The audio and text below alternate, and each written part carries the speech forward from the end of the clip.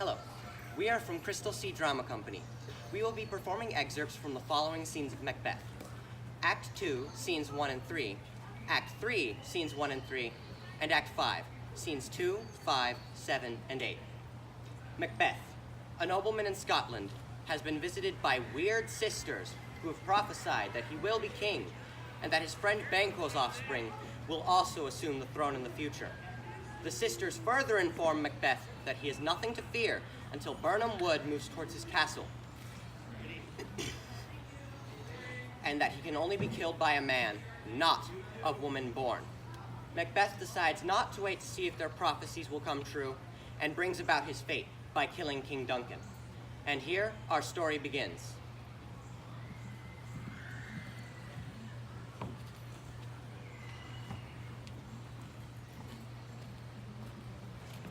Go bid thy mistress. When my drink is ready, she'll strike upon the bell. Get thee to bed.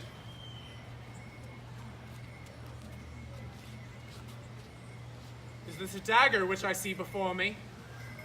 The handle toward my hand. Come, let me clutch thee. I have thee not, and yet I see thee still. I see thee yet in form as palpable as this which now I draw. And on thy blade and dudgeon gouts of blood which was not so before. There's no such thing. I go, and it is done. The bell invites me. Hear it not, Duncan, for it is a knell which summons thee to heaven or to hell.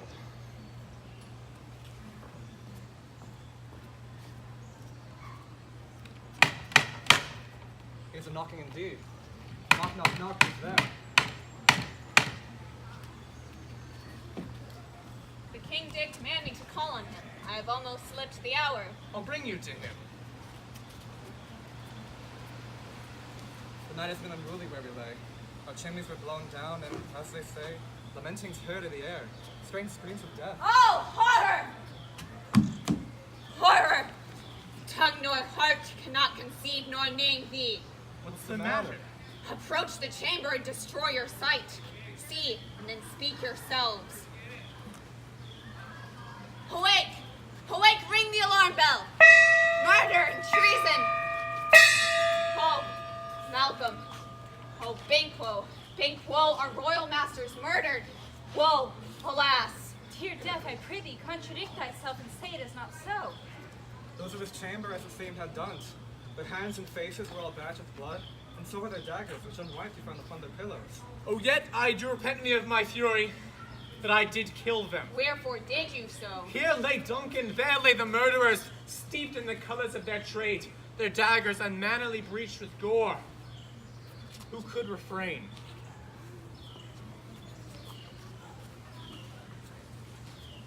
Hail, King of Scotland!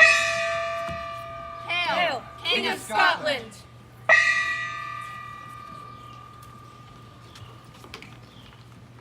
Upon my head they placed a fruitless crown, no son of mine succeeding.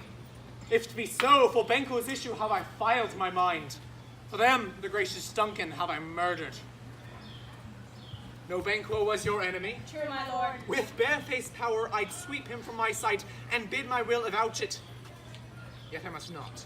For certain friends that are both his and mine, whose loves I may not drop, and thence it is that I to your assistance do make love, masking the business from the common eye for sundry weighty reasons. We shall, my lord, perform what you command us. So our I life. will advise you where to plant yourselves, for it must be done tonight.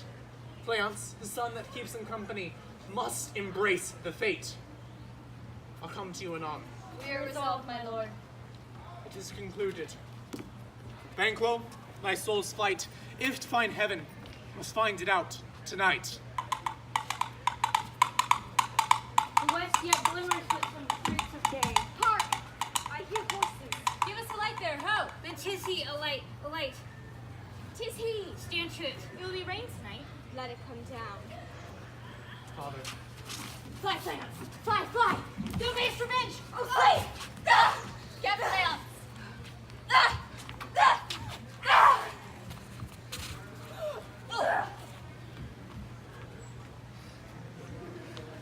but one down the sun is fled. Oh, we have lost best half of our fares. Then let's away and say how much is done.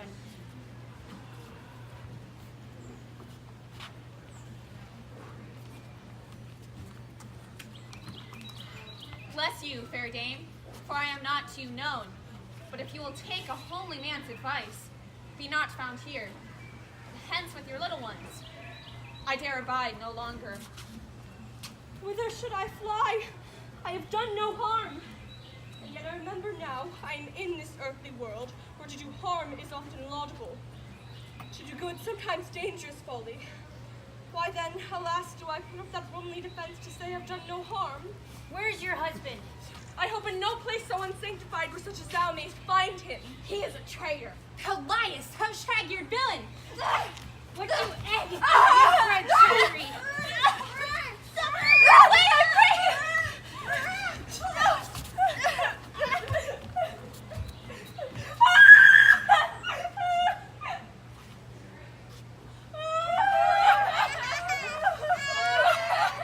What is that noise? It's a cry of women, my good lord. I've almost forgot the taste of fears. Science, amidst my slaughterous thoughts cannot once start me. Wherefore was that cry? The queen, my lord, is dead. She should have died hereafter. Tomorrow, and tomorrow, and tomorrow creeps in this petty pace from day to day, to the last syllable of recorded time. And all our yesterdays have lighted fools the way to a dusty death. Out! Out, brief candle! Life's but a walking shadow. A poor player that struts and frets his hour upon the stage, and then is heard no more.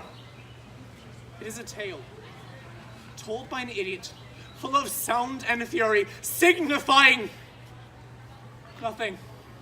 Gracious my lord, I looked toward Burnham and anon. Methought the wood began to move. Liar and flame! When you endure your wrath, it be not so.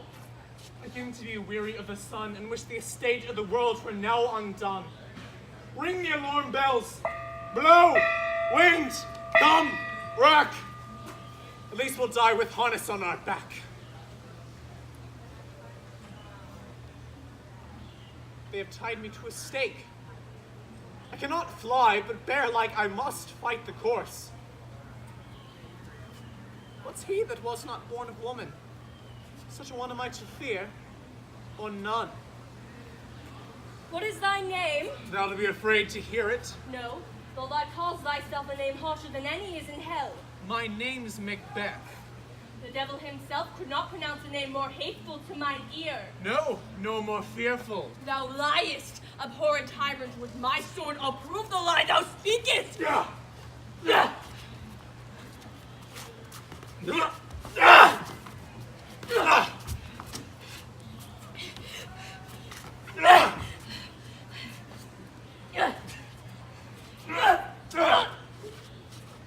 Mercy!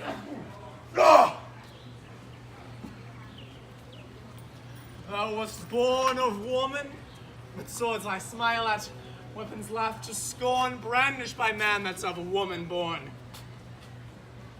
I've supped full with horrors. Turn, hellhound, turn. Of all men else I have avoided thee. But get thee back. My soul is too much charged with blood of thine already. I have no words. My voice is in my sword. Thou bloodier villain than terms can give thee out. Thou losest labor. As easy as mayst thou keep me entrenched in air with thy keen sword and press as make me bleed. I bear a charmed life which must not yield to one, a woman born. Then despair thy charm and let the angel whom thou still hast served tell thee Macduff was from his mother's womb untimely ripped. Accursed be the tongue that tells me so. For it hath cowed my better part of a man. Then yield thee, coward, and live to be the show, and gaze of the time. Here may you see the tyrant. I will not yield to kiss the ground before young Malcolm's feet. Though Burnham would become to Dunsinane, and thou opposed being of no woman born, yet I will try the last. Lay on, Macduff, and damn me in that first cry. Hold! Enough!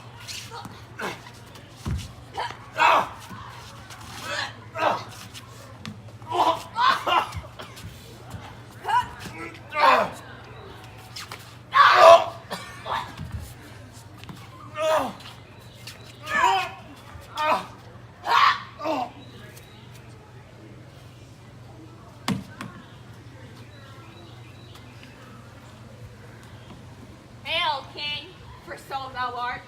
Behold, where stands the usurper's cursed head? The time is free. Hail, King of Scotland. Hail, King of Scotland!